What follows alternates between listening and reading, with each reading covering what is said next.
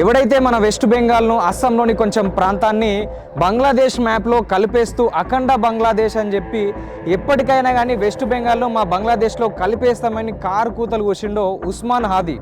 So వీన్ని అదే దేశంలో ఎవడో చంపేసిండు.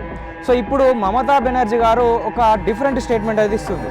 ఏమనంటే ఉస్మాన్ హాదీ చనిపోవడానికి కారణం భారతదేశంలోని కొంతమంది నాయకులే, ముఖ్యంగా అమిత్ షానే దీన్ని వెనుక్కున్నాడని చెప్పి ఒక స్టేట్మెంట్ చేసింది. సో దీనివల్ల ఏమైందంటే పూర్తిగా బంగ్లాదేశ్లో ఉన్నటువంటి ప్రజలు, ఇండియాకు చెందినటువంటి నాయకులే బంగ్లాదేశ్లో ఉన్నటువంటి విద్యార్థి నాయకులను చంపేస్తున్నారు అని నిరసనలు చేయడం మొదలు పెడుతున్నారు.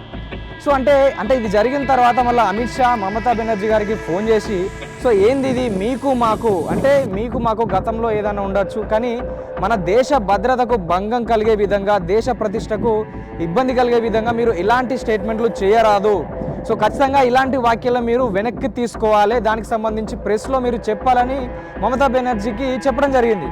కానీ ఈమెమంటుంది, అస్సలే నా స్టేట్మెంట్ నేను వెనక్కి తీసుకోను, ఉస్మాన్ హాదీ చనిపోవడానికి కారణం మీరే అని చెప్పేసి మళ్ళీ బదిలిస్తుంది.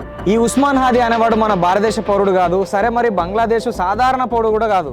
సో వీడు భారతదేశంలో ఉన్నటువంటి ప్రాంతాన్ని వాళ్ళ దేశంలో చూపిస్తూ భారతదేశంలో అల్లకల్లాలు సృష్టించడానికి ప్రయత్నం చేసిన ఒక వ్యక్తి. సో వానిపైన మరి మమతా బెనర్జీ గారికి ఎందుకంత జాలి దయ అనేది ఇక్కడ పాయింట్.